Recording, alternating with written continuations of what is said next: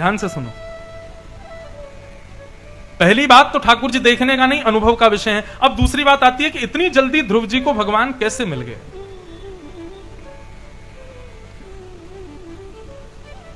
इतनी जल्दी भगवत दर्शन कैसे हुआ।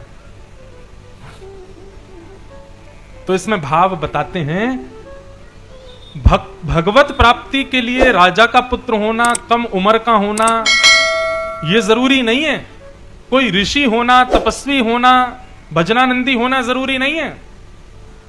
भगवत प्राप्ति के लिए क्या आवश्यक है? सब लोग इधर देखो, यहां देखो। जब उनका नंबर आएगा तब उनको देखना। अभी उनका आया नहीं है, लेकिन पंडित जी को बड़ी जल्दी पड़ी है, अभी लाके धर दिए, बोले अभी जल्दी कराओ उत्सव। लेकिन आज हम आराम से कथा करेंगे। तो ध्यान से सुनो सब लोग, इधर ही देखो। क्या बता रहा था मैं? इतनी जल्दी भगवान कैसे मिल गए? तो बंधुओं, भगवत प्राप्ति के लिए राजा के कुल में जन्म लेना, कम आयु का होना, बड़ी बड़ी दाढ़ी होना या जटाएं होना या संत होना, ऋषि होना, भजनानंदी होना, तपस्वी होना, घर त्याग करना, पत्नी बच्चों का त्याग करना, आदि आदि क्या जरूरी है? क्यों इतनी सारी चीजें सुनते हैं, मन में बड़ी दुविधा प्रकट होती है, क्या करें कि हमको भगवान मिले। कहीं तो लिखते हैं कि घर छोड़ दो तब भगवान मिलते हैं, कहीं कहते हैं कि सबको छोड़ दो, पत्नी बच्चे सबको छोड़ दो तब भगवान मिलते हैं, और यहां ध्रुव जी को कुछ नहीं छोड़े, 5 वर्ष छोटी सी आयु में भगवान मिल गए। और किसी किसी संत ऋषि को हजार वर्ष तक भगवान नहीं मिलते। तो प्रॉपर बात क्या है, भगवान मिलते कैसे? बहुत ध्यान से सुनना। आप कैसे कुल से हो, क्या त्याग करके आए हो, कैसे रूप में आए हो, ठाकुर जी ये नहीं देखते। आपकी भक्ति में उत्सुकता कितनी है मिलने की, ठाकुर जी ये देखते। समझ में आई बात? एक उदाहरण में समझो। स्वामी विवेकानंद अपने गुरुदेव रामकृष्ण परमहंस के पास गए और जाकर के बोले, गुरुजी मुझे भगवान का दर्शन करना है। तो रामकृष्ण परमहंस बोले, 108 माला जप के आओ तब भगवान मिलेंगे। स्वामी विवेकानंद गए और लगे महाराज 108 मालाएं खींचने में। 108 माला करने के बाद में गुरुदेव के पास आए, गुरुजी 108 माला हो गई, भगवान नहीं दिखे, भगवान दिखाओ। रामकृष्ण परमहंस बोले, अब 1008 माला करके आओ तब भगवान मिलेंगे। स्वामी विवेकानंद ने 1008 मालाएं की।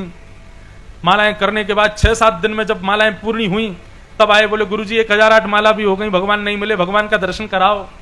बार बार स्वामी विवेकानंद के एक ही प्रश्न करने पर रामकृष्ण परमहंस को क्रोध आया और ले गए स्वामी विवेकानंद को गंगा जी में और कहा, वस्त्र उतारो, डुबकी लगाओ गंगा जी में। बोले भगवान मिलेंगे? बोले हाँ मिलेंगे। जैसे ही स्वामी विवेकानंद ने डुबकी लगाई गंगा जी में, रामकृष्ण परमहंस जी ने उनका सर दबा दिया अंदर गंगा जी में। जैसे ही अंदर गंगा जी में सर दबाया, श्वास नहीं ले पा रहे थे, फड़फड़ाने लगे, हाथ पांव मारने लगे।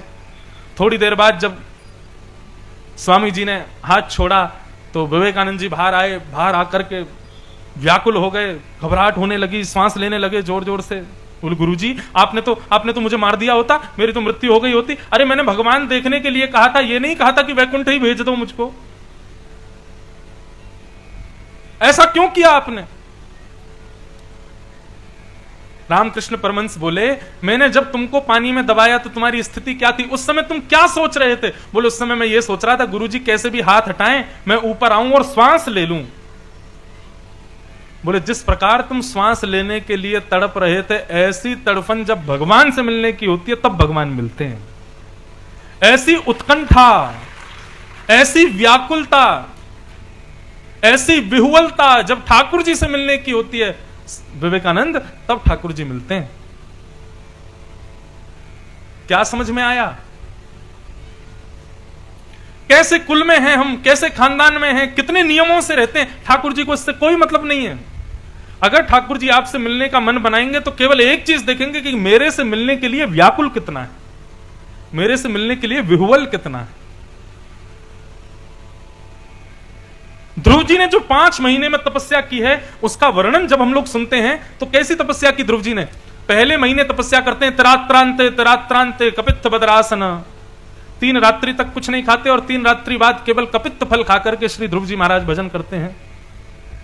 दूसरा महीना प्रारंभ होता है तो ध्रुव जी महाराज अब 6 दिन तक कुछ नहीं खाते, केवल पत्ते खा करके जल पी करके भजन करते हैं।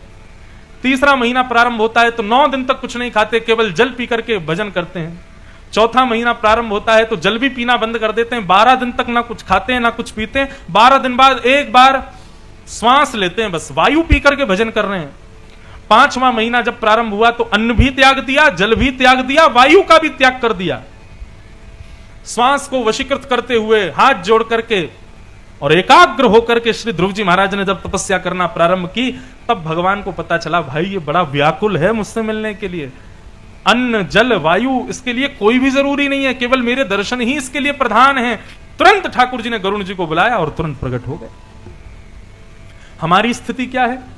हमसे पूछो भगवान को मिलना चाहते हो? बोले हाँ मिलना चाहते हैं। लेकिन हम लोग कैसे मिलना चाहते हैं? खाते पीते हुए मिलना चाहते हैं, सोते हुए मिलना चाहते हैं, सारे ऐशो आराम करते हुए मिलना चाहते हैं। ऐसे थोड़ी ठाकुर जी मिलेंगे। ठाकुर जी से मिलने के लिए उत्कंठा कितनी है आपके अंदर, ठाकुर जी इसका दर्शन करते हैं तब ठाकुर जी मिलते हैं। और ध्रुव जी की उत्कंठा पर प्रसन्न होकर के भगवान प्रकट हो गए और प्रकट होकर के ध्रुव जी महाराज को दर्शन दिया। बोलो भक्त वत्सल भगवान की जय। तो ध्रुव जी के चरित्र से क्या सीखा हमने? कुल खानदान नियम इन सब का होना जरूरी नहीं है भगवत प्राप्ति के लिए। भगवत प्राप्ति के लिए केवल एक चीज चाहिए, आपके भीतर व्याकुलता, आपके भीतर की उत्कंठा, वो कितनी है, उससे ठाकुर जी प्रसन्न होते हैं, उससे ठाकुर जी प्रकट होते हैं। भगवान ने ध्रुव जी को दर्शन दिया और तत्पश्चात ध्रुव जी को कहा कि जाओ ध्रुव 36,000 वर्ष तक राज्य करो। 36,000 वर्ष ध्रुव जी ने राज्य किया। तत्पश्चात मृत्यु के सिर पर पैर रखते हुए ध्रुव जी महाराज सशरीर भगवत धाम को प्रस्थान कर गए। बोलो ध्रुव जी महाराज की। आज भी ध्रुव जी का दर्शन होता है रोज सुबह सुबह ब्रह्म मुहूर्त में। आकाश में देखोगे उस समय ध्रुव लोक का दर्शन होता है। वो ध्रुव लोक ही ध्रुव तारा कहलाता है। वो श्री ध्रुव जी महाराज। जिन लोगों को भगवत दर्शन करना है, जो लोग चाहते हैं कि जीवन में हमको भगवान का साक्षात्कार हो, वे लोग प्रातःकाल ब्रह्म मुहूर्त में उठ करके ध्रुव लोक का दर्शन करना प्रारंभ कर दो। एक दिन ध्रुव जी की कृपा से भगवत दर्शन हो जाएगा, ऐसी शास्त्रों में आज्ञा है। अच्छा आपको बताएं, ध्रुव तारा केवल ब्रह्म मुहूर्त में ही चमकता है, बाकी के समय ध्रुव तारा नहीं चमकता। और ध्रुव तारे की चमक बाकी के तारों से थोड़ी सोने की जैसी होती, बाकी के तारे चांदी जैसे लगते हैं, ध्रुव तारा स्वर्ण की तरह लगता है। तो हमने एक बार एक महात्मा से पूछा कि महाराज जी एक बात बताओ, ध्रुव तारा पीला पीला क्यों चमकता है और केवल ब्रह्म मुहूर्त में ही क्यों चमकता है? उस संत ने ऐसी बात बताई कि मेरा रोम रोम प्रफुल्लित हो गया। वो बोले कि ठाकुर जी सब जगह भ्रमण करते हैं आकाश में, कभी शिवलोक में जाते हैं, कभी ब्रह्मलोक में जाते हैं, कभी वैकुंठ में जाते हैं, कभी इंद्रलोक में जाते हैं, लेकिन ब्रह्म मुहूर्त के समय पर ठाकुर जी ध्रुवलोक में होते हैं, इसलिए ध्रुव तारा चमकता है। उस समय यदि आप ध्रुवलोक का दर्शन करो तो इसी भाव से करो कि शंख चक्र गदा पद्मधारी ठाकुर जी उस लोक में बैठे हैं, इसलिए वो चमक रहा है। प्रत्यक्ष इस पृथ्वी से ठाकुर जी का दर्शन यदि करना है तो ध्रुव तारे को देख लो, वहां ठाकुर जी बैठे हैं। और थोड़ी बहुत देरी दिखता है ध्रुव तारा, उसके बाद फिर अंतर ध्यान हो जाता है। क्यों? फिर ठाकुर जी वहां से प्रस्थान कर जाते हैं। ध्रुव जी को रोज दर्शन देने जाते हैं ठाकुर जी ध्रुव लोक में। ऐसे ध्रुव जी को हम बारंबार प्रणाम करते हैं। इन्हीं ध्रुव जी के वंश में आगे राजा अंग हुए, इनके बेटा बैन हुए, बैन के बेटा बैन को ऋषियों ने मार दिया और बैन के पुत्र पृथु हुए, जिनकी वजह से हमारी धरती को पृथ्वी कहा जाता है। ऐसे पृथु महाराज का प्रादुर्भाव, उनका प्रसंग सुनाया गया। भरत जी महाराज की कथा और वही भरत जी फिर जड़ भरत बने, रहुगण के ऊपर कृपा की, ये सब कथाएं यहां पर सुनाई गई। और भूगोल खगोल का वर्णन करते हुए नरकों का वर्णन किया। बंधुओं, नरक क्या है? नरक एक प्रकार से वॉशिंग मशीन है। हम सबके घर में वॉशिंग मशीन होती है, कपड़े जहां धोए जाते हैं। इसी प्रकार नरक जो है ये वॉशिंग मशीन है। किसकी वॉशिंग मशीन है? किसकी वॉशिंग होती है? जैसे वॉशिंग मशीन में कपड़ों की धुनाई होती है, कपड़ों की धुलाई होती है, ऐसे ही नरक में मानवों की धुनाई और धुलाई होती है। हम जितने पाप करके जाते हैं, जितने दुष्कृत्य करके जाते हैं, उन सब की धुनाई धुलाई होती है नरक के अंदर। तो नरक कोई बुरी जगह नहीं है, नरक बढ़िया जगह है, लेकिन नरक जाना बुरी बात है। नरक जाना नहीं चाहिए। अच्छा, अब आपको बता देते हैं कि नरक कौन जाता है और कौन नहीं जाता। यहां पर कुछ लक्षण बताए गए हैं। ये लक्षण जिस व्यक्ति के अंदर दिखाई पड़ जाएं, समझना वो नरक जाने वाला है। कौन कौन से लक्षण हैं, गिनती कीजिएगा। कि अत्यंत कोप, कटुकाच वाणी, दरिद्रतां च स्वजनेषु वैरम्, नीच प्रसंग कुलहीन सेवा, चिन्हानि देहे नरकं गतानाम्। नरक जाने वालों के चिन्ह कौन कौन से होते हैं, लक्षण क्या होते हैं? तो पहला लक्षण नरक जाने वाले व्यक्ति का है अत्यंत कोप, भयंकर गुस्सा। यदि किसी व्यक्ति को बहुत गुस्सा आता है, भयंकर क्रोध आता है। अच्छा, भयंकर क्रोध किसको कहते हैं?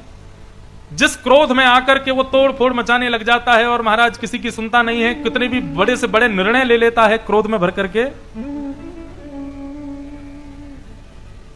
ऐसा व्यक्ति जो भयंकर क्रोध करता है,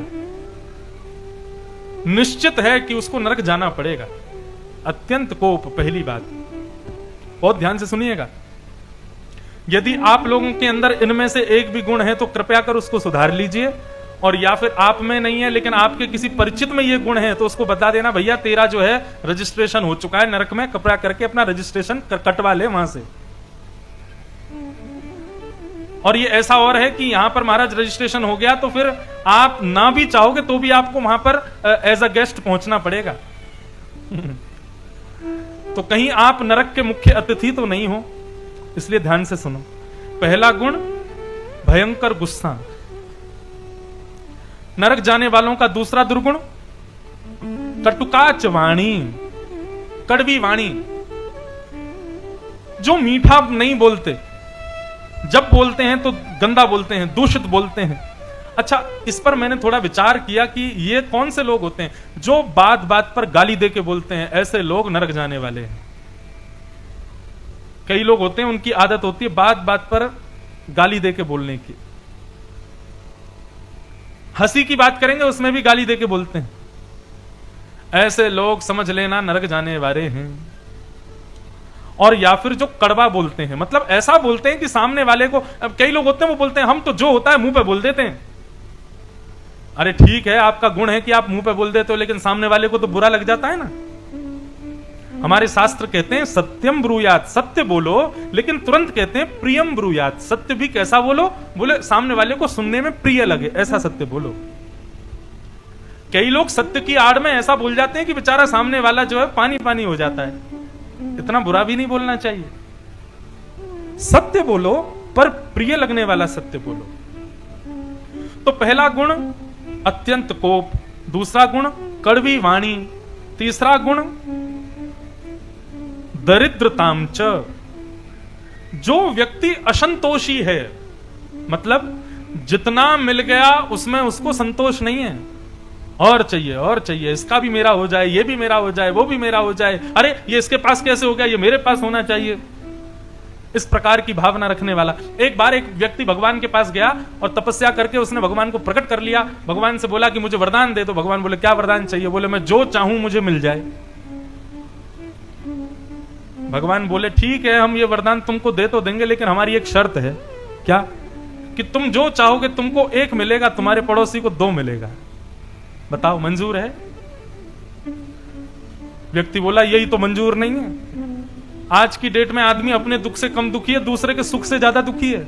वो इतना सुखी क्यों है? ये इतना हंस क्यों रहा है?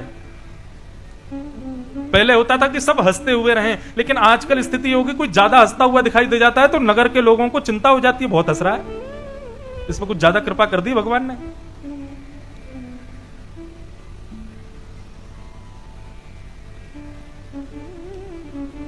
दरिद्रताम च, पहला लक्षण भयंकर गुस्सा, दूसरा लक्षण कड़वी वाणी, और तीसरा लक्षण असंतोष। जिसको मन में कभी संतोष नहीं होता, ऐसा व्यक्ति भी नरक जाता है। चौथा लक्षण बताया गया स्वजनेषु वैरम। चौथा लक्षण क्या है नरक जाने वालों का? अपने ही माता, अपने ही पिता, अपने ही भाई, अपनी ही बहन, अपने ही भाई बंधुओं से बैर करने वाला। अपने ही परिवार से बैर करने वाला। अब इसमें एक बात आती है, कई बार लोग मेरे पास आते हैं, वो कहते हैं महाराज जी हम तो अपने परिवार वालों से बैर नहीं करते, लेकिन परिवार वाले हमको प्रेम नहीं करते, हमको देखना नहीं चाहते, तो हम क्या करें? मैंने कहा इसमें बैर कहां हुआ? वो तुमसे बैर करते हैं, तुम नहीं करते ना। हमारे हृदय में उनके प्रति बैर नहीं होना चाहिए। स्वजनेषु वैरम, नरक जाना पड़ता है जो अपने परिवार वालों से बैर करता है, चाहे परिवार वाले कैसे भी हों, आप उनसे प्रेम ही करो। कितने लक्षण हो गए? अत्यंत कोप, कटुकाचवाणी, दरिद्रताम च, स्वजनेषु वैरम, 4। 5वां आया नीच प्रसंग। ये बहुत बड़ी बात है। नीच प्रसंग में बताते हैं, मांस खाने वाला, मदिरा पीने वाला, भक्ष सेवन करने वाला तो नरक जाएगा ही जाएगा, उसका तो नाम ही नहीं लिखा यहां पे। वो तो ऊंचे लेवल वाले हैं, वो तो ऊंची कोटि वाले हैं। अरे बात सुनो, बात सुनो, बात सुनो, जल्दी ताली नहीं, पहले बात तो सुनो पूरी। चोरी पकड़ी जाती है आप लोगों की, एक कोई ताली बजाते सब बजा देंगे, हाँ कुछ अच्छा ही बोला होगा ऐसा थोड़ी। सुनो तो सही बात को।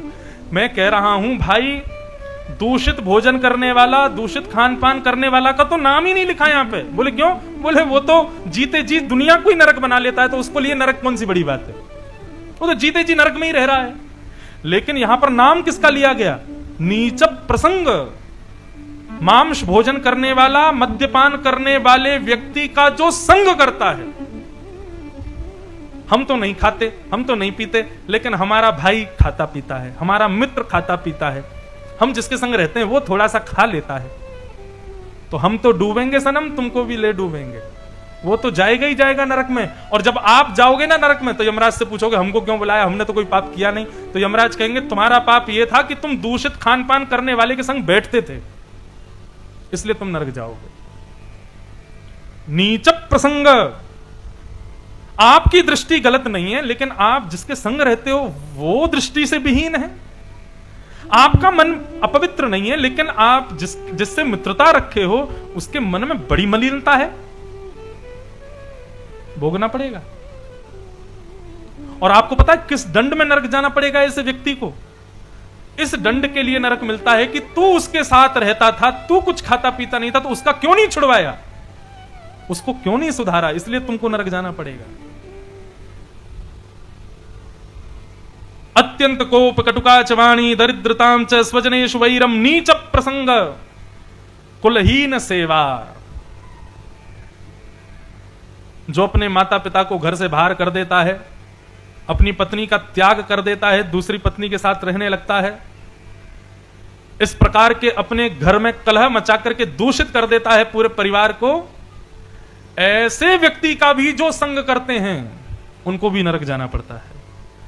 तो ये 6 गुण बताए गए हैं, 6 दुर्गुण बताए गए हैं नरक जाने वालों के, इनको याद रखो। भयंकर गुस्सा, कड़वी वाणी, असंतोष, माता पिता भाई बंधुओं से बैर, दूषित खान पान आदि दूषित मलिन बुद्धि वाले का संग, और घर परिवार में कलेश करने वाले का संग।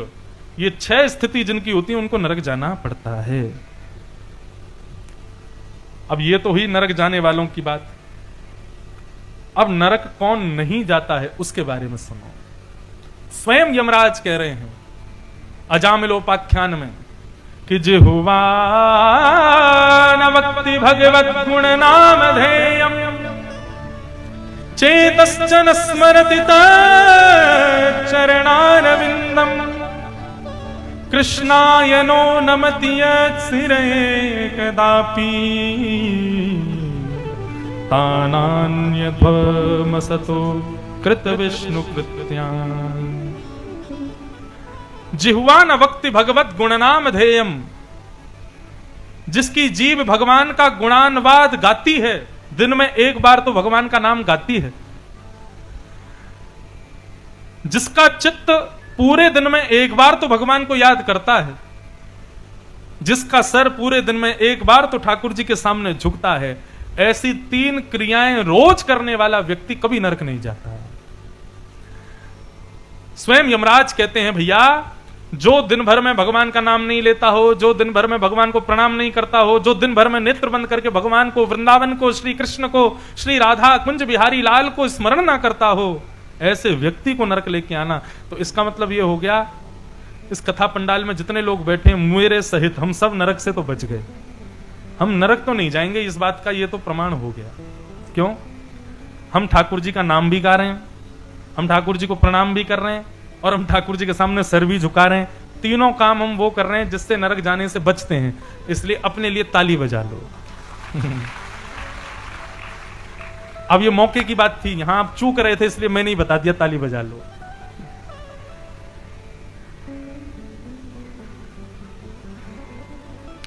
मैं कीर्तन गाया करता, राम गुण गायो नहीं आए करके, कृष्ण गुण गायो नहीं आए करके, यम से कहोगे क्या जाए करके, यम से कहोगे क्या जाए करके, ओ यम से कहोगे क्या जाए करके, यम से कहोगे क्या जाए करके। इस दुनिया में जन्म मिला है बंधुओं, हम कूकर बन के आते, सूकर बन के आते, अन्य किसी प्रजाति जाति में जन्म लेते, क्या कथा में बैठ पाते? नहीं बैठ पाते। क्या राम नाम, क्या कृष्ण नाम, क्या हरि नाम, क्या नारायण नाम बोल पाते?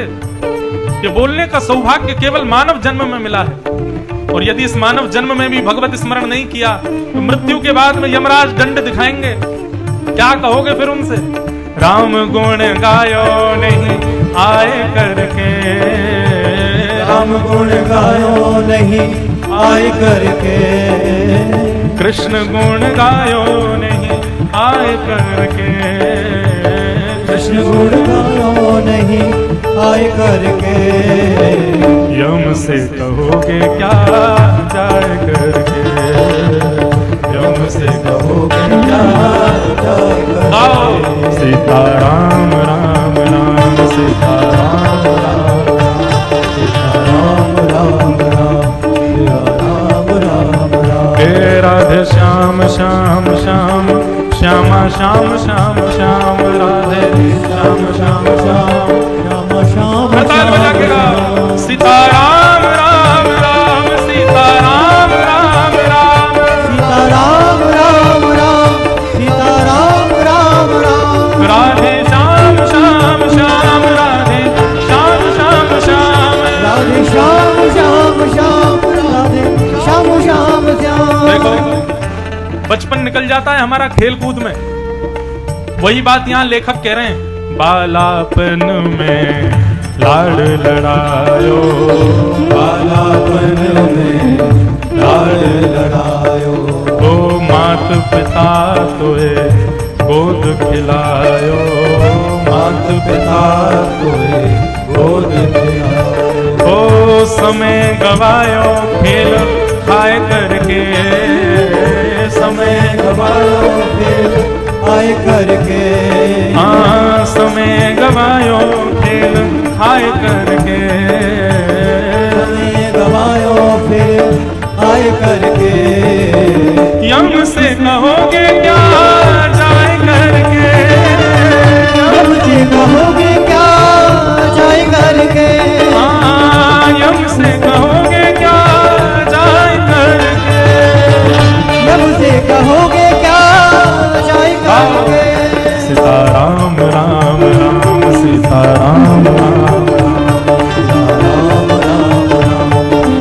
राम, हे राधे श्याम श्याम श्याम श्यामा श्याम श्याम श्याम, राधे श्याम श्याम श्याम श्याम श्याम श्याम श्याम। देखो ये ना बढ़िया आप लोग खड़े हो जाते हैं, अच्छी बात है, लेकिन हमारा भाव है ये कीर्तन समझने का विषय ज्यादा है, इसलिए बैठ के ही सब लोग सुनो, अपने अपने स्थान पर बैठ जाओ, बैठे बैठे करताल बजा के गाओ। सीताराम राम राम सीताराम राम राम, राम राम राम राम राम। अब बाल अवस्था निकल गई खेल कूद में, बाल अवस्था निकल गई माता पिता के लाड़ प्यार में, अब क्या हो गया? अब हम युवा हो गए, अब भजन कर लो। युवावस्था में भी भजन नहीं करते। युवावस्था कैसे निकल जाती है? ओ तरुण भयो तिरिया संग राचो, तरुण भयो तिरिया संग राचो। युवावस्था आ जाती है, सोई महाराज ढूंढने लग जाते हैं किससे ब्याह करें, हमारे लायक कौन है, हमारी जैसी कौन है। बालिकाएं ढूंढने लग जाती हैं हम किससे ब्याह करें, किसकी पत्नी बने, हमारे लायक कौन है। इसी में ही समय निकल जाता है, इसी में युवावस्था निकल जाती है। तरुण भयो तिरिया संग राचो, तरुण भयो तिरिया संग राचो। नरमर कट जो निस दिन नाचो, नरमर कट जो निस दिन नाचो। ओ माया में रहो रे भर माय करके, माया में रहो रे भर माय करके, हाँ माया में रहो रे भर माय करके, माया में रहो रे भर माय करके। ओ यम से कहोगे क्या जाय करके, यम से कहोगे क्या जाय करके। ओ राम गुण गायो नहीं आय करके, राम गुण गायो नहीं आय करके। ओ कृष्ण गुण गायो नहीं आय करके, कृष्ण गुण गायो नहीं आय करके। यम से कहोगे क्या जाय करके, यम से कहोगे क्या जाय। इसलिए गाओ सीताराम राम राम, सीताराम राम राम, सीताराम राम राम, सीताराम राम राम। हे राधे श्याम श्याम श्याम, राधे श्याम श्याम श्याम, राधे श्याम श्याम श्याम, राधे श्याम श्याम श्याम। और भक्तवत्सल भगवान की पूजा उठा के करताल बजा के गाओ।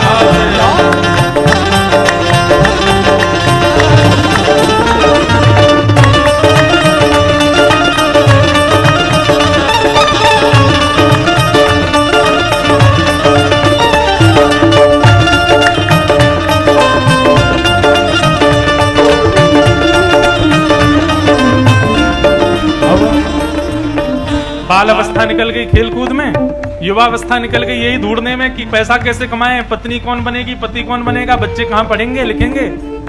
अब क्या आ गया? आंखों पे पड़ेगा जाला, नाक से बहेगा नाला, लाठी से पड़ेगा पाला, जरा जिंदगानी का। युवावस्था निकल गई, तरुण अवस्था निकल गई, बाल अवस्था निकल गई, अब आई वृद्धावस्था। अब क्या हुआ?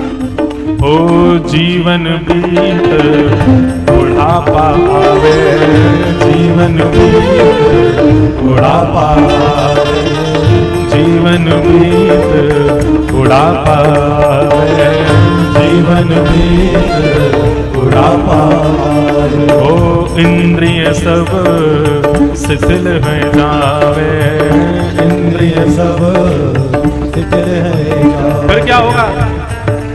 बाल अवस्था निकल जाएगी, युवावस्था निकल जाएगी, जब बुढ़ापा आएगा तब क्या करेंगे? तब रोगे पछताए करके, तब रोगे पछताए करके, तब रोगे पछताए करके, तब रोगे पछताए करके।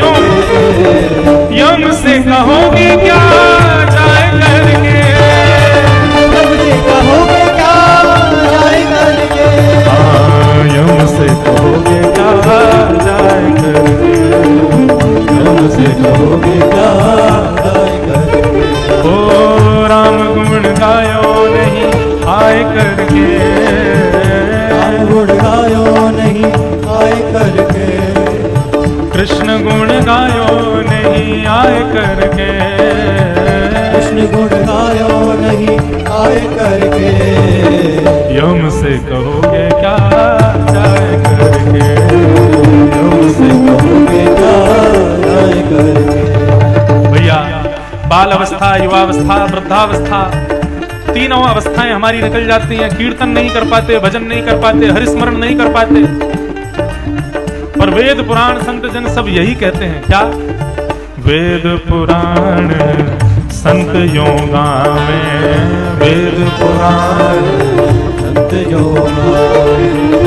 बार बार नर देह न पावे, बार बार देव न पावे। भव से तरोगे हरि गुण गाय करके, भव से तरोगे हरि गुण गाय करके। एक कहावत कही जाती है, वारी मृथे घृत होत वरु सिकताते वरु तेल, बिनु हरि भजन न भव तरही यह सिद्धांत अपेल।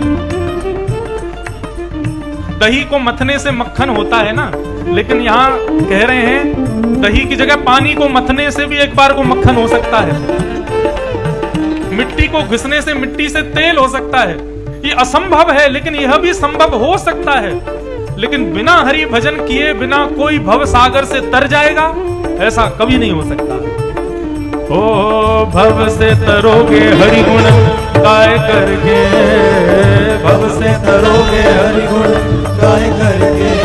हाँ भव से तरोगे हरि गुण गाय करके, भव से तरोगे हरि गुण गाय करके। यम से कहोगे क्या गाय करके, यम से कहोगे क्या गाय करके। ओ यम से कहोगे क्या गाय करके, यम से कहोगे क्या गाय। ताल बजा के गाओ, सीताराम राम राम सीताराम राम राम, सीताराम राम राम सीताराम राम राम। सीताराम राम राम सीताराम राम राम, राम राम राम सीताराम राम राम। राधे श्याम श्याम श्याम श्यामा राम राम सीताराम राम राम। सीताराम राम राम सीताराम राम राम, राम राम राम सीताराम राम राम। हाँ सीताराम राम राम सीताराम राम राम। राम राम राम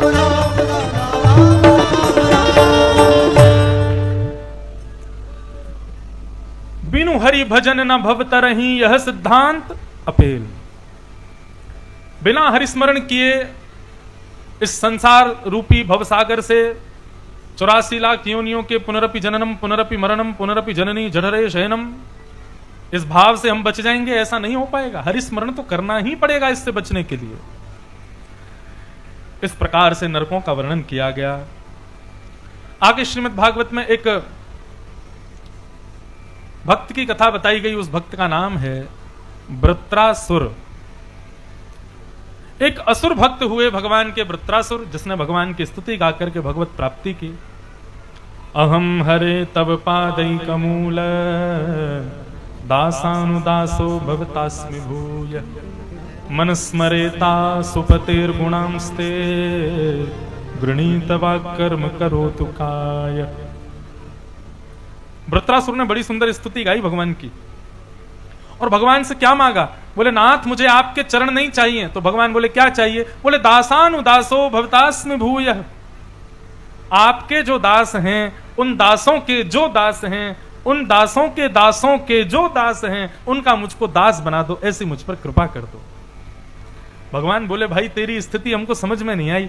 लोग सीधे कहते हैं कि आपके श्री चरणों की प्राप्ति हो जाए, और तुम कह रहे हो दासानुदासो भवतास्मि भूयः, हमारे चरण ही पकड़ लो। दासों के दास क्यों बनना चाहते हो? वृत्रासुर बहुत अच्छी बात कहते हैं। वृत्रासुर कहते हैं नाथ, क्योंकि मैंने आपका स्वभाव देखा है, आपको बुलाता गजेंद्र है, पर आकर के आप उद्धार पहले गजेंद्र के चरणों को मुख में लेकर के बैठे हुए ग्राह का करते हो। आपका स्वभाव है कि आप अपने भक्तों से ज्यादा प्रेम करते हो, इसलिए उनका कल्याण पहले कर देते हो। इसलिए नाथ मुझे आपका दास नहीं, दासानुदासो भवतास्मि भूयः, मुझे दासों का दास बना दो।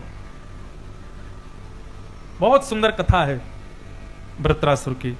भगवान की स्तुति गाकर के भगवान को प्रसन्न किया। आगे भागवत के मंगल प्रसंग में सतयुग के राक्षस हिरण्यकश्यप की कथा आती है, जिस हिरण्यकश्यप के यहां पर भगवान के भक्त प्रहलाद का प्रादुर्भाव हुआ है।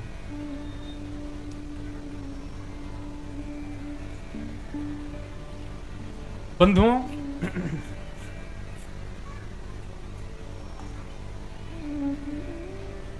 भगवत स्मृति के बिना जब हम कोई क्रिया करते हैं तो वो कर्म बन जाता है। और भगवत स्मृति के साथ हम कुछ भी करते हैं वो भक्ति बन जाता है। बहुत शांति का परिचय दो, सब लोग सावधानी से कथा सुनो। आज थोड़ी देर तो विलंब होगा कथा में, लेकिन इतना ज्यादा नहीं होगा, इसलिए आप सब लोग बिल्कुल एकटक होकर के ध्यान से बैठे रहो। आप लोग तैयार होके बैठे हो तो क्या हुआ, हमारे ठाकुर जी भी तो देखो पलना में बैठे हैं बढ़िया तैयार होके, वो भी तैयार बैठे हैं आने के लिए, तो उनका आगमन हो उससे पूर्व थोड़ा धैर्य दिखाओ। अभी अभी हमने कपिल भगवान के प्रसंग में सुना ना, सबसे पहला लक्षण क्या होना चाहिए, सहनशीलता। थोड़ा सा आप सहन करके बैठो। वैसे तो आप सबके मुखमंडल इतने प्रसन्न दिख रहे हैं कि अभी अगर मैं 10 बजे तक भी कथा करूं तो एक भी उठेगा नहीं। ये सब बोल रहे हो आप लोग, अगर मैं 10 बजे तक कथा करूंगा तो सब चले जाओगे उठ के, लेकिन इतनी लंबी कथा नहीं कर रहे, बस अभी थोड़ी देर में पूरी करते हैं। उत्सव है ना, उत्सव में तो विलंब होता है, तो ध्यान से सुनो। भगवत विस्मृति में कोई भी क्रिया करोगे वो कर्म बनेगा। कर्म अच्छा भी हो सकता है, कर्म बुरा भी हो सकता है। अच्छा कर्म होगा तो फलदायक भी होगा, बुरा कर्म होगा तो दंडदायक भी होगा।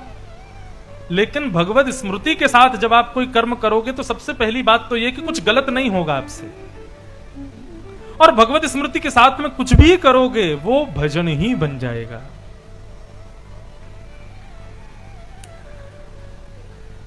हिरण्यकश्यप और कयाधु, प्रहलाद के माता पिता, एक संत के द्वारा सुनी गई कथा हम सुना रहे हैं। प्रहलाद चरित्र भी लगभग सबने सुना है, तो थोड़े थोड़े उसके मुख्य प्रसंग कह देते हैं। हिरण्यकश्यप अमर बनने के लिए हिमालय पर गया, और हिमालय पर जाकर के तपस्या करने के लिए जैसे ही बैठा, वृक्ष के नीचे जाकर के बैठा, ओम ब्रह्मणे नमः, ब्रह्मा का स्मरण करने लगा।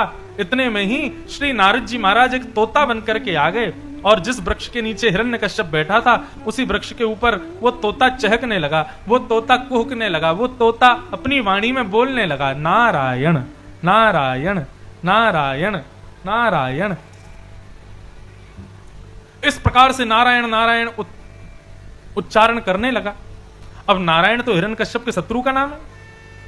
हिरण्यकश्यप ने जैसी देखा नारायण नारायण बोल रहा है, हिरण्यकश्यप ने अपना स्थान बदल दिया, दूसरी जगह जाकर के बैठ गया। तो तोता उड़ करके वहां भी आ गया, वहां भी नारायण नारायण नारायण नारायण उच्चारण करने लगा। हिरण्यकश्यप ने खूब अपने स्थान बदले, लेकिन तोता हर जगह उड़ करके पहुंच जाए और नारायण नारायण बोलने लगे। हिरण्यकश्यप ने मन में विचार किया, शायद मुहूर्त खराब है मेरा, गलत समय पे आ गया मैं तपस्या करने, अभी वापस चला जाता हूं, कुछ दिन बाद फिर आऊंगा। वापस लौट करके जैसे हिरण्यकश्यप आए तो कयाधु ने जैसे हिरण्यकश्यप को देखा, पत्नी ने, बोले महाराज आप तो वर्षों की तपस्या करने गए थे, तो चंद दिनों में ही लौट आए, हो गए आप अमर। बोले अरे देवी क्या बताऊं, हिमालय पर गया था, जैसे वृक्ष के नीचे बैठा, ना जाने कहां से कोई नारायण नारायण नारायण नारायण नारायण उच्चारण करने लगा। अब हिरण्यकश्यप के मुख से नारायण शब्द सुनकर के कयाधु को बड़ा अच्छा लग रहा था। कयाधु के मन में भाव आने लगा कि भैया संत जन शास्त्रों में बताते हैं कि एक बार भी भगवान का नाम ले लिया जाए तो उसकी महिमा बड़ी होती है, और मेरे पति ने अभी 4-5 बार नारायण नारायण बोल दिया, क्यों ना इनकी 108 माला ही पूरी करवा दूं। अब तो कयाधु कुछ भी काम करे, घूमते फिरते हुए आवे और आकर के हिरण्यकश्यप से पूछे, वो आप क्या बता रहे थे, हिमालय से क्यों लौट आए आप, मैं भूल गई क्या हुआ था। बोले वो तोता बोल रहा था नारायण नारायण नारायण नारायण नारायण। अच्छा अच्छा अच्छा, फिर चली जाए, कुछ काम करे, भोजन आदि लगा करके लावे। फिर पूछे, बोले तोता क्या बोल रहा था, बोले नारायण नारायण नारायण नारायण। अब जितनी बार हिरण्यकश्यप नारायण बोले उतनी बार कयाधु का हृदय प्रसन्न हो जाए। अब स्थिति ये कि बंधुओं, हिरण्यकश्यप भी नारायण स्मरण कर रहा है और कयाधु भी नारायण स्मरण कर रही है। दोनों पति पत्नी नारायण स्मृति के साथ में गर्भ में बालक का आवाहन करते हैं, इसलिए कयाधु के गर्भ में आने वाला बालक नारायण का भक्त होता है। एक महात्मा के द्वारा सुनी गई कथा मुझे अच्छा लगा सुन करके। हर स्मृति के साथ में संसार की कोई भी कर्म क्रिया हो वो भक्ति हो जाती है। और हिरण्यकश्यप हिमालय पर गए, हिमालय पर जाकर के भजन किया। नारद जी को पता था कि कयाधु के गर्भ में साधारण बालक नहीं है, ये साक्षात हरि के ही भक्त प्रहलाद हैं। नारद जी ने हिरण्यकश्यप की अनुपस्थिति में कयाधु को जाकर के भागवत धर्म सुना दिया, कथा सुनाई, और इसका भी प्रभाव गर्भ के बालक पर हुआ। और तत्पश्चात 9 माह बाद बालक का जब जन्म हुआ तो भगवान के परम भक्त प्रहलाद के रूप में वो प्रकट हुए। श्री प्रहलाद जी महाराज का प्रादुर्भाव हुआ, धीरे धीरे बड़े हुए। हिरण्यकश्यप ने तपस्या करके ब्रह्मा जी से वरदान मांगा, मैं अमर बन जाऊं। ब्रह्मा जी बोले, मैं तुम्हें अमर नहीं बना सकता। क्यों? क्योंकि मैं खुद अमर नहीं हूं। प्रलय जब आता है तब ब्रह्मलोक को भी डूबना पड़ता है। हे हिरण्यकश्यप, जब मैं खुद अमर नहीं हूं तो तुमको अमर कैसे बना दूं? हिरण्यकश्यप ने कहा, तो फिर आप अमर नहीं बना सकते तो दूसरा वरदान दे दो। बोले मांगो। बोले, ना ऊपर मरू, ना नीचे मरू, ना अंदर मरू, ना बाहर मरू, ना 12 महीनों में एक भी महीने में मरू, ना दिन में मरू, ना रात को मरू, ना जीव से मरू, ना सजीव से मरू, ना इंसान से मरू, ना जानवर से मरू, ना अंदर मरू, ना बाहर मरू, आदि आदि उसने बहुत सारे वरदान मांगे और ब्रह्मा जी ने कह दिया तथास्तु। हिरण्यकश्यप बोला, ब्रह्मा जी बुढ़े हो गए, मैंने कहा अमर बना दो तो मना कर दिया, और वही अमरत्व तो मैंने इतने सारे वरदान में मांग लिया। तो बोले तथास्तु। ब्रह्मा जी बोले, बुढ़े नहीं हुए बेटा, तुमने जितने वरदान मांगे और भी रह गए हो तो मांग लो, मृत्यु तुम्हारी फिर भी हो जाएगी।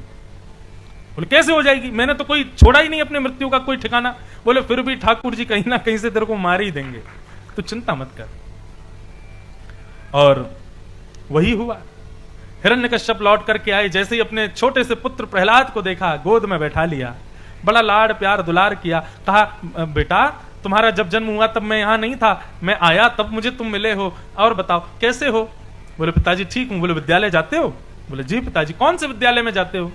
प्रहलाद जी बोले हिरण्यकश्यप दानव विश्वविद्यालय, वहां पर दानवी विद्या, दैत्यों की विद्या सिखाई जाती है पिताजी, मैं वहीं जाता हूं। अच्छा चलो अपनी विद्या में से कोई अच्छा पाठ मुझको सुनाओ। अब प्रहलाद जी महाराज भले ही जाते थे दानवों के विद्यालय में, लेकिन नारद जी जो मां के गर्भ में सुना के गए उसी विद्या को श्रेष्ठ मानते थे प्रहलाद जी। आज पिता ने कहा कि अपनी कोई श्रेष्ठ विद्या का पाठ सुनाओ, तो श्री प्रहलाद जी महाराज प्रसन्न होकर के भागवत धर्म का एक रूप समझाने लगे। पिताजी 9 प्रकार की भक्ति होती है भगवान की। कौन कौन सी? श्रवणम कीर्तनम विष्णु, स्मरणम पाद सेवनम, अर्चनम वंदनम दास्यम, सख्यमात्म निवेदनम। पिताजी ये भक्ति के 9 प्रकार हैं, इनमें से ही किसी ना किसी प्रकार को माध्यम बनाकर के भगवान का आश्रय लेना चाहिए। हिरण्यकश्यप को क्रोध आया, बोले कि अरे मेरी अनुपस्थिति में जन्मा बालक ये हरि भक्त कैसे हो गया? सैनिकों को आज्ञा कर दी, बोले मैं इसको मरा हुआ देखना चाहता हूं, कैसे भी इसको मृत्यु दंड दो। सैनिकों ने अथक प्रयास किए, लेकिन प्रहलाद जी की मृत्यु नहीं हुई। विषैले सर्पों के बीच में छोड़ दिया, सर्प डसते हैं लेकिन प्रहलाद जी को विष नहीं चढ़ता। पागल हाथियों के बीच में छोड़ दिया, हाथी अपने दांत प्रहलाद जी में जाकर के स्पर्श कराते हैं, चूर चूर हो जाते हैं, लेकिन प्रहलाद जी को कुछ नहीं होता। पहाड़ से फेंक देते हैं प्रहलाद जी तब भी जीवित, विष पिला देते हैं तब भी जीवित। हर स्थिति में प्रहलाद जी जीवित हैं। आज समस्त राक्षसों ने प्रहलाद जी से पूछा, प्रहलाद तेरे बच जाने का कारण क्या है? तूने कोई कवच पहना है? तू क्यों बच जाता है? तब प्रहलाद जी महाराज कहते हैं, सुनना चाहते हो मैं क्यों बच जाता हूं? बोले बताओ। तब प्रहलाद जी कहते हैं बहुत अच्छी बात, कि दंता गजानाम कुलिशाग्र निष्ठुर शीर्णायते ते नवलम ममैत महाविपत्ताप विनाशनोयम जनार्दनानुस्मरणानुभाव। हे दैत्यों, मेरे ना मरने का कारण और सब जगह मेरी रक्षा होने का कारण केवल इतना है, महाविपत्ताप विनाशनोयम, बड़े बड़े तापों को विनाश कर देने वाले जनार्दन भगवान का नाम मेरी जीभ पर बैठा है, उनके नाम के प्रभाव से मैं जीवित बच रहा हूं। अरे राक्षसों विचार करो, जिन भगवान का नाम मेरी इतनी रक्षा कर रहा है, यदि वो भगवान किसी दिन प्रकट हो गए तो तुम्हारा क्या हाल करेंगे? भगवान के नाम में इतनी सामर्थ्य है तो सोचो भगवान में कितनी सामर्थ्य होगी। अंत में निकला यह परिणाम, राम से बड़ा राम का नाम। और एक दिन आता है, प्रहलाद जी महाराज कीर्तन कर रहे थे, सारे दैत्य बालक भी करने लगे। अब तो जो भी उस कीर्तन में जाए वही उस कीर्तन को गाने लग जाए।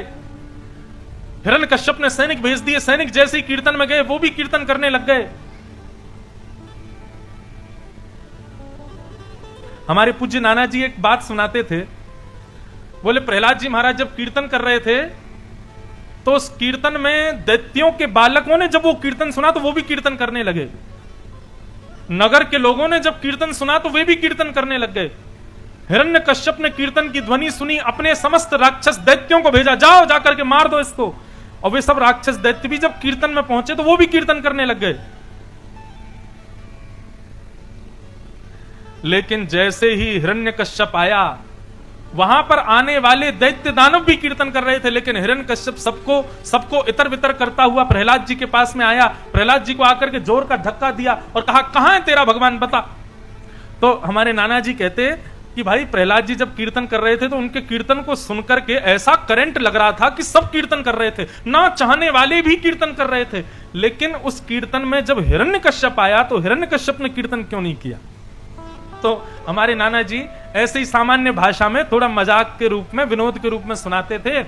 बोले भैया यदि तार में करंट आ रहा हो, उस तार पर यदि बल्ब रख दोगे तो बल्ब जल जाएगा।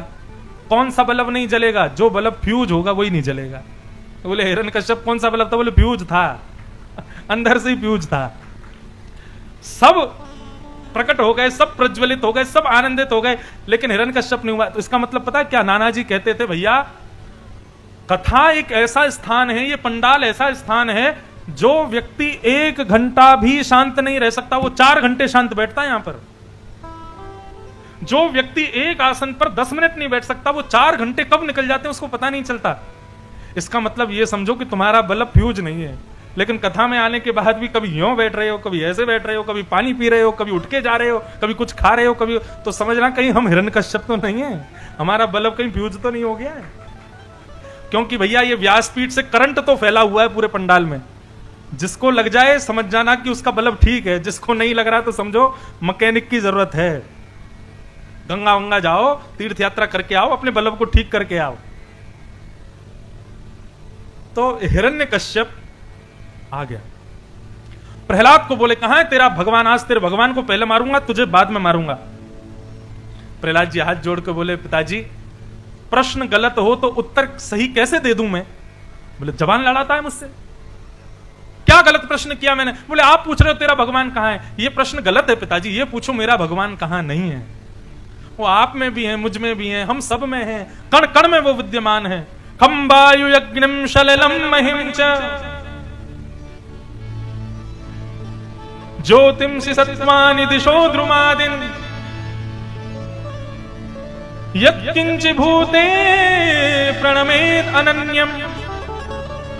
संसार की हर वस्तु में वो विद्यमान है, सबको देख करके प्रणाम कर लो। आपके प्रणाम में यदि सामर्थ्य होगी तो उस वस्तु में भगवान आ जाएंगे, और यदि आपके प्रणाम में सामर्थ्य नहीं है तो मंदिर में भी मूर्ति रखी है, भगवान नहीं है।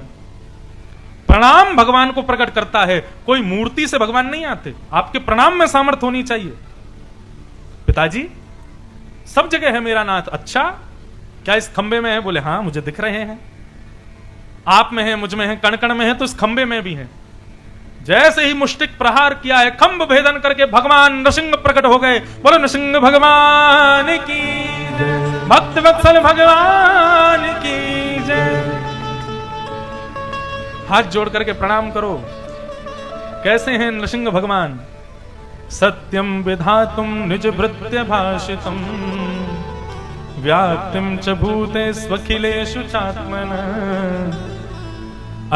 अदृश्यताद्भुत रूप मद्वहम स्तंभे सभाया न मृगम न मानुषम। भगवान कैसे बन के आए। बोले खड़े तो बिल्कुल मानवों की तरह हैं, श्रृंगार पूरा मानवों के जैसा पहना है, बोल भी मानवों की तरह रहे हैं, लेकिन रूप किसका है। बोले शेर का है। प्रचंड विशाल विकराल स्वरूप ठाकुर जी का नृसिंह बनकर के आए हैं। एक भक्त ने पूछा, बोले भगवान नरी बन के आ जाते, सिंह बन के क्यों आए। क्या भगवान नर रूप में हिरण्यकश्यप को नहीं मार सकते थे। मार सकते थे, जब वो राम बन के रावण को मार सकते हैं, कृष्ण बन के कंस को मार सकते हैं, तो नर बन के हरि बन करके ही आ जाते, हिरण्यकश्यप को मार देते। भगवान सिंह बन के क्यों आए? सज्जन संत जन बताते हैं कि ठाकुर जी क्रोध के कारण सिंह बन गए, और ये नरसिंह बनने का रूप इस बात का द्योतक है कि मेरे भक्त पर प्रहार करने वाले व्यक्ति को मारने के लिए मैं नर नहीं शेर बन के आता हूं, सिंह बन के आता हूं। प्रहलाद की रक्षा के भाव से ठाकुर जी सिंह बन के आए हैं। हिरण्यकश्यप के साथ में भगवान ने युद्ध किया, उसको अपनी गोद में बैठा करके राजमहल के दहली पे जाकर के भगवान बैठ गए, और जैसे ही हिरण्यकश्यप को मारने लगे, हिरण्यकश्यप बोला आप मुझे नहीं मार सकते। भगवान बोले क्यों नहीं मार सकते? बोले क्योंकि मैंने ब्रह्मा से वरदान मांगा है। भगवान बोले क्या वरदान मांगा तूने? बोले मैंने मांगा ना अंदर मरूं ना बाहर मरूं। भगवान बोले हम तुझको दहली पे लेके बैठे हैं, ना तू अंदर है ना बाहर है, फिर भी आप मुझे नहीं मार सकते। मैंने वरदान मांगा ना ऊपर मरूं ना नीचे मरूं। भगवान बोले तू हमारी गोद में है, ना ऊपर है ना नीचे है, आप मुझे फिर भी नहीं मार सकते। मैंने वरदान मांगा ना सुबह मरूं ना रात को मरूं। भगवान बोले संध्या हो रही है, शाम हो रही है, ना दिन है ना रात है, आप फिर भी मुझे नहीं मार सकते। मैंने वरदान मांगा ना इंसान से मरूं ना जानवर से मरूं। भगवान बोले तू ही बता मैं कौन हूं, इंसानों की जानवर हूं? बोले आप तो दोनों का मिक्सचर हो। और बता? बोले मैंने मांगा वरदान कि मैं 12 महीने में कभी ना मरूं। भगवान बोले 13वां महीना तेरे लिए ही बनाया मैंने। ये पुरुषोत्तम मास, ये इसको मलमास भी कहा जाता है, पुरुषोत्तम मास भी। अच्छा देखो, ये मास इतना पवित्र कैसे हो गया जबकि इसमें तो राक्षस मरा था, और ये हिरण्यकश्यप को मारने के लिए बनाया था भगवान ने। बात अभी आगे पुष्ट होगी, लेकिन मैं अभी बता देता हूं कि जब प्रहलाद जी महाराज भगवान से मिले तो भगवान से प्रहलाद जी कहने लगे, बोले ये दिन कितना पवित्र है कि आज आप मेरे सामने खड़े हो नाथ, परंतु लोग इस दिन को शोक के रूप में मनाया करेंगे क्योंकि हिरण्यकश्यप जैसा दानव मारा गया था। ठाकुर जी बोले तुम चिंता क्यों करते हो, ये मलमास भले ही मैंने तुम्हारे पिता को मारने के लिए बनाया, ये बात तो अज्ञानी लोग जानेंगे, लेकिन वास्तविकता यह है ये महीना मैंने अपने भक्त प्रहलाद से मिलने के लिए बनाया था। हिरण्यकश्यप तो बहाना है, मिलना तो मुझे तुमसे था। इसलिए मैं वरदान देता हूं कि बाकी के महीने तो महीने होंगे, लेकिन ये पुरुषोत्तम मास तो मेरा ही रूप होगा। इस पुरुषोत्तम मास में एक तुलसी भी यदि कोई चढ़ाएगा तो जीवन पर्यंत तुलसी चढ़ाने का फल उसको एक तुलसी चढ़ाने मात्र से मिल जाएगा। ये मैं वरदान देता हूं इस मास में। भगवान बोले ये 13वां महीना तेरे लिए ही बनाया मैंने। हिरण्यकश्यप बोला आप फिर भी मुझे नहीं मार पाओगे। बोले क्यों? बोले एक मैंने बड़ा विचित्र वरदान मांगा। बोले क्या मांगा? बोले मैंने मांगा कि ना मुझे कोई जीवित मार सके और ना ही मुझे कोई मृतक मरा हुआ मार सके, ना मैं सजीव से मरूं और ना मैं निर्जीव से मरूं। क्यों? क्योंकि अस्त्र शस्त्र जो होते हैं ये सब निर्जीव होते हैं। तलवार, धनुष, बाण, सुदर्शन चक्र, ये सब कोई जीवित थोड़ी है, निर्जीव हैं। इनसे तो मुझे नहीं मार सकते, और सजीव यानी कि जीवित भी मुझे नहीं मार सकते। तो मैंने तो वरदान मांगा ना सजीव मुझे मारे ना निर्जीव मुझे मारे। भगवान बोले मानव के शरीर में नाखून ऐसे होते हैं जो सजीव भी हैं और निर्जीव भी। ये जीवित भी हैं क्योंकि बढ़ते रहते हैं, और निर्जीव भी हैं क्योंकि इनको काटने पर रक्त नहीं निकलता। इसलिए हिरण्यकश्यप तेरी मृत्यु किसी अस्त्र शस्त्र निर्जीव शस्त्र से नहीं होगी या फिर सजीव मानव से नहीं होगी, तेरी मृत्यु निर्जीव और सजीव इन नखों से होगी। और तुरंत भगवान नृसिंह के विशाल नख प्रकट हो गए, हिरण्यकश्यप के पेट को विदीर्ण करते हुए उसका राम नाम सत्य कर दिया। बोलो भक्त वत्सल भगवान की जय, नृसिंह भगवान की जय। हिरण्यकश्यप का वध किया, भगवान को क्रोध आने लगा।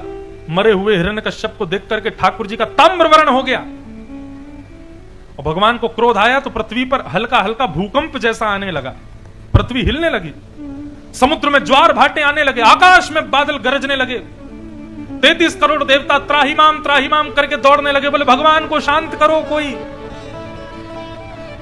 शंकर जी बोले मैं जाता हूं। जैसी शंकर जी गए तब खूब स्तुति गाई, लेकिन भगवान का क्रोध शांत नहीं हुआ। ब्रह्मा जी कहे मैं स्तुति गाता हूं, ब्रह्मा जी ने स्तुति गाई, भगवान का क्रोध शांत नहीं हुआ। लक्ष्मी जी बोली मैं मनाती हूं, लक्ष्मी जी ने स्तुति गाई, भगवान का क्रोध शांत नहीं हुआ। लेकिन तभी ब्रह्मा जी ने प्रहलाद से कहा तुम्हारे लिए आए हैं, तुम गा के देखो। तभी नन्हे से प्रहलाद जी सामने आए और सामने आकर के भगवान की स्तुति गाने लगे।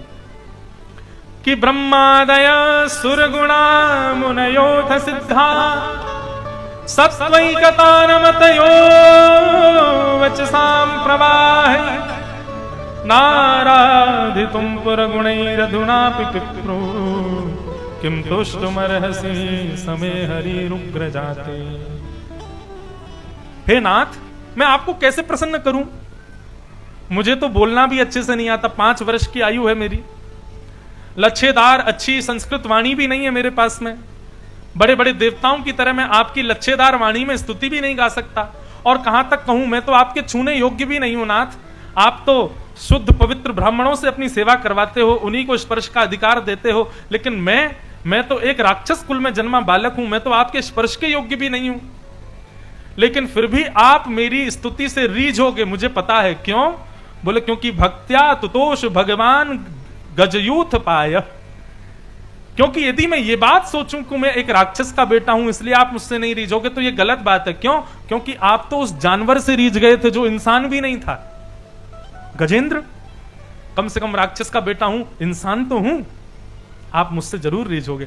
भगवान ने जैसे प्रहलाद की स्तुति सुनी, सारा गुस्सा उस्सा सब ठंडा हो गया। प्रहलाद को गोद में लेकर के भगवान ने हृदय से लगा लिया, कस करके जकड़ लिया, प्रहलाद को अपनी गोद में ले लिया। अविरल अश्रुधार भगवान के नेत्रों से बहने लगी। और आज पहली बार जगत नियंता, जगदाधार, जगदीश्वर क्षमा मांग रहे हैं, और प्रहलाद से कहते हैं, प्रहलाद मुझे क्षमा कर देना यदि मैंने आने में विलंब किया हो तो।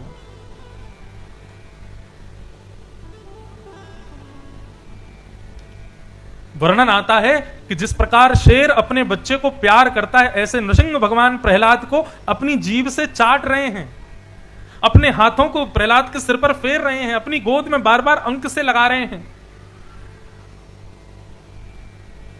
और यह कृत्य करते हुए भगवान कहते हैं, प्रहलाद कुछ मांगो। प्रहलाद जी बोले, आपने सब कुछ तो दे दिया, आप क्या मांगू आपसे? बोले मैंने क्या दिया? बोले क्वाहम रजः प्रभव ईश तमोदिकेस्मिन् जातः सुरेतर कुले क्वतवानुकंपा न ब्रह्मणो न तु भवस्य न वै रमाय यन्मेर्पितः शिरसि पद्म कर प्रसाद। हे नाथ, आपने कभी ब्रह्मा जी को गोद में बिठाया? भगवान बोले कभी नहीं बिठाया। आपने शंकर जी को कभी अपनी जीभ से चाटा? भगवान बोले कभी नहीं चाटा। बोले आपने लक्ष्मी के सिर पर कभी हाथ रखा? बोले कभी नहीं रखा। बोले प्रभु, जब इस पूरे ब्रह्मांड के 3 शक्तिशाली देवता ब्रह्मा, शंकर और लक्ष्मी को वो सौभाग्य नहीं मिला जो आपने इस प्रहलाद को दे दिया, अब मैं आपसे क्या मांगू नाथ? मैं आपकी गोद में बैठा हूं, आप अपनी जीभ से मुझे चाट रहे हो, आप अपना बरदस्त मेरे सिर पर रख रहे हो, तो मेरी स्थिति तो ब्रह्मा और शंकर और लक्ष्मी से भी ऊपर कर दी आपने, और आप कह रहे हो कि कुछ मांग लो, सब तो दे दिया आपने। लेकिन फिर भी आपकी बहुत इच्छा है, कुछ देना चाहते हैं, तो एक वरदान दे दीजिए। भगवान बोले मांगो, क्या चाहिए?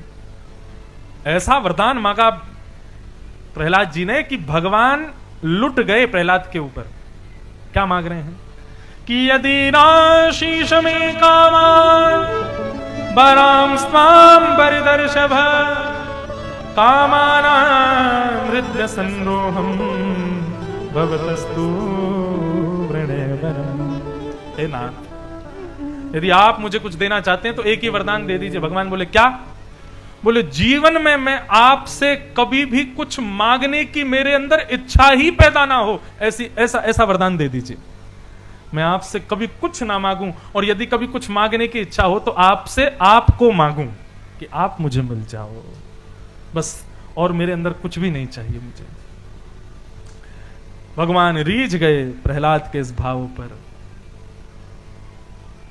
और रीझ करके ठाकुर जी ने प्रहलाद को खूब आशीष प्रदान किया। प्रहलाद जी ने कहा मेरे पिताजी को सदगति दे देना। भगवान बोले ये कहने वाली बात ही नहीं है प्रहलाद, तेरे जैसा भक्त जिस कुल में जन्म लेता है उसके पिता माता क्या 21 पीढ़ियां तर जाती हैं, और 21 पीढ़ियां पूर्व की तो तरती हैं, 21 पीढ़ियां आने वाली भी तर जाती हैं।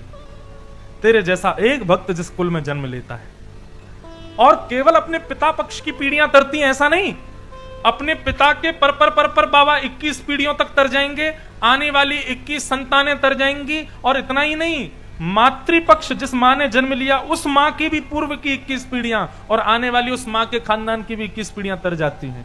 तेरे जैसा एक भक्त जिस घर में जन्म लेता है उसका परिणाम ये होता है।